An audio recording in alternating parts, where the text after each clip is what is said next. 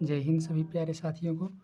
तो दोस्तों आज के इस वीडियो में हम जो है समझेंगे वर्गमूल और घनमूल ज्ञात करना। ठीक है, तो यहाँ हमने दो संख्याएं ले लिया है, एक 900 लिया है, एक 2744 लिया है। ठीक है, तो ये जो 900 है इसको हम लोग जो है वर्गमूल ज्ञात करेंगे, और ये जो 2744 है इसका हम लोग अभी घनमूल ज्ञात करेंगे। ठीक है, तो सबसे पहले इसको देखिए और किस तरीके से लिखा जा सकता है। तो आप लोग तो देखिए यहाँ जो है 900 का वर्गमूल और जो है 2744 का घनमूल ज्ञात करना। ठीक है, तो देखिए इसको हम एक तरीके से और लिख सकते हैं, जैसे ये 900 लिखा है, ठीक, इसके ऊपर रूट लगा देंगे ऐसे।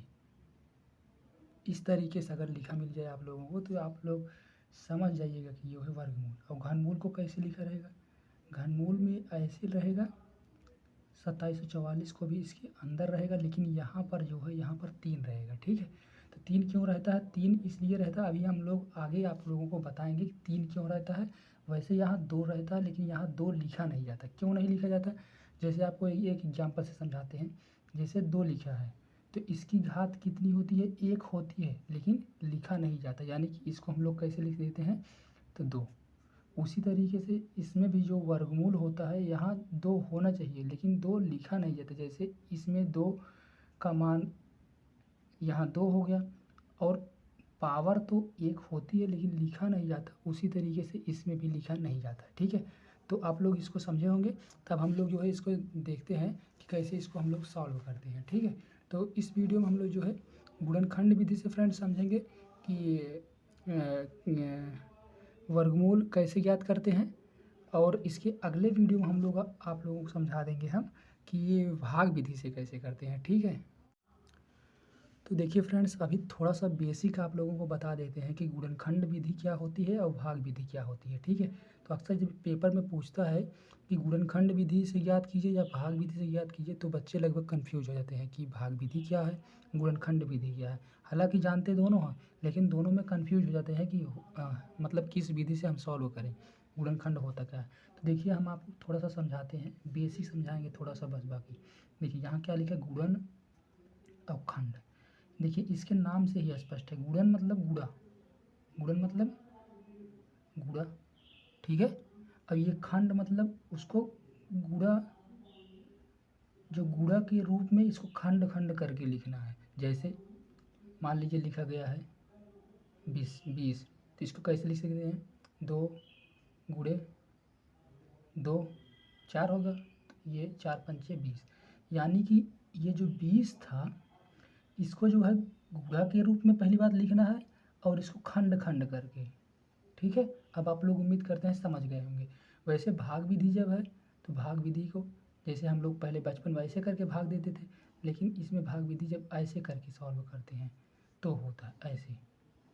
ठीक है, तो ये भाग विधि है, ये गुणनखंड विधि हो गई, ये भाग विधि हो गई। ठीक है, तो उम्मीद करते हैं आप लोग इसको समझेंगे। अब चलते हैं हम लोग जो है क्वेश्चन को सॉल्व करते हैं, नहीं तो वीडियो बहुत ज़्यादा लंबा हो जाएगा। ठीक है, तो चलिए अब हम जो है सॉल्व करते हैं। देखिए यहाँ 900 हो गया, ये जो है 2744, इसका वर्गमूल ज्ञात करेंगे, इसका घनमूल। ठीक है, तो देखिए जो वर्गमूल होता है या घनमूल ज्ञात करते हैं गुणनखंड विधि से, तो सबसे पहले छोटी संख्या से काटते हैं। ठीक है, सबसे छोटी संख्या वैसे तो 1 होती है, लेकिन 1 से सभी संख्याएं कट जाती हैं, तो इसलिए जो है हम 2 से काटेंगे। ठीक है, तो इसको 2 से काटते हैं, तो ये कितनी बार जाएगा, 2 चौके 8, 9 में से 8 गया, 1 बच गया, 1 और 0 मिला के 10 हो गया, तो 2 का पहाड़ा 10 में कितनी बचेगा, 5 बार, 2 पंचे 10, तो ये 0 बचा था, 0 लिख लेंगे।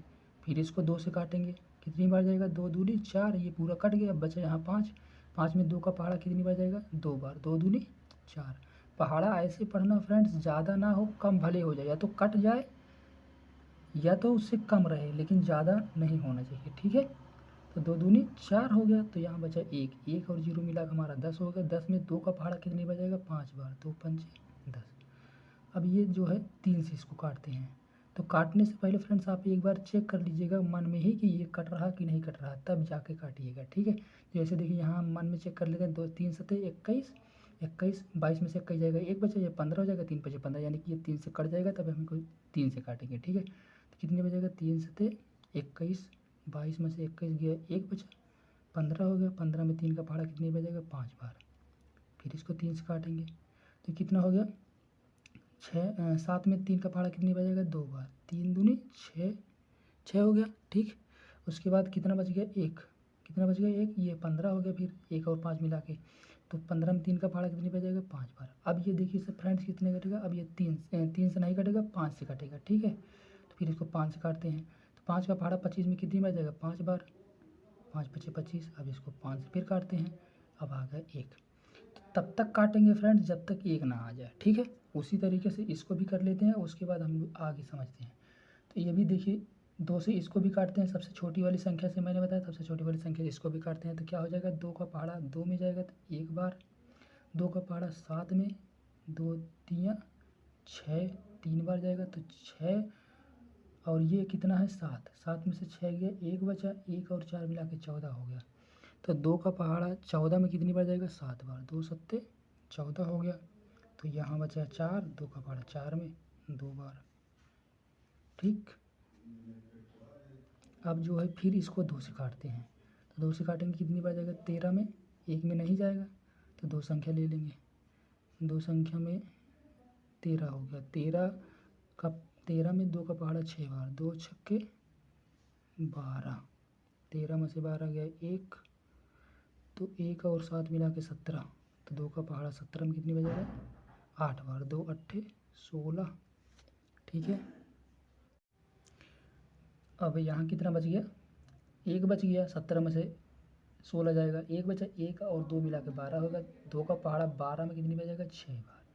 अब देखिए फिर भी ये 2 अभी भी 2 से कटेगा, फिर इसको काट देंगे 2 तियाँ 6, 2 चौके 8, 2 तियाँ 6।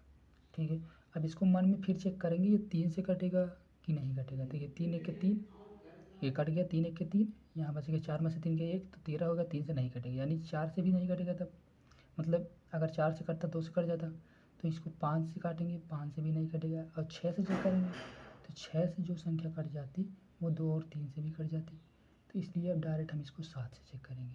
तो 7 से मन में एक बार चेक कर लीजिए, कट जाएगा। तो 7 21, 7 चौक 28, 28 और 34 में से 28 जाएगा, कितना बचेगा 6, 28 6 34 होता है ना, तो 63 हो गया। 6 और 3 मिला के 7 9 63। ठीक, अब फिर 7 का जाएगा, 7 7 49, फिर 7 से काटेंगे, 7 1 7।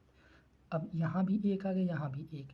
अब इसका हमको क्या करना है वर्गमूल करना है, इसका क्या करना है हमको घनमूल। ठीक है, तो अब आगे हम लोग समझते हैं कि इसको जो, तो देखिए फ्रेंड्स क्या करते हैं यहाँ जो है इसको हम जो है लिख लिए हैं 2 का, देखिए 2 2 बार है, 3 2 बार है और 5 भी 2 बार। उसी तरीके से घनमूल में भी देखिए 2 3 बार है और 7 3 बार, 2 3 बार 7 3 बार। ठीक है, तो उसके बाद जो है क्या हो गया, अब देखिए वर्गमूल जो होता है वो कहता है कि 2 2 का जोड़ा, यानी कि इसके परिवार में कितने सदस्य होंगे 2।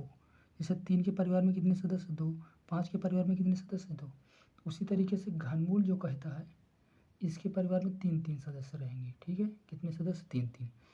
अब इसमें तो 2 सदस्य रहेंगे, इसमें तो 3, लेकिन देखिए अब यहाँ क्या करेंगे, यहाँ कहेंगे जो तुम्हारा 2 का परिवार है उसमें से केवल एक ही सदस्य को निकाल लो। ठीक है, उसी तरीके से देखिए 3 का परिवार जो ये जोड़ा है इसमें से भी एक सदस्य को निकाल लेंगे, ये जो 5 वाला परिवार है इसमें से भी एक सदस्य निकाल लेंगे। ठीक है, तो इसको निकाल के करेंगे क्या, यहाँ 2 गुणे 3 गुणे 5।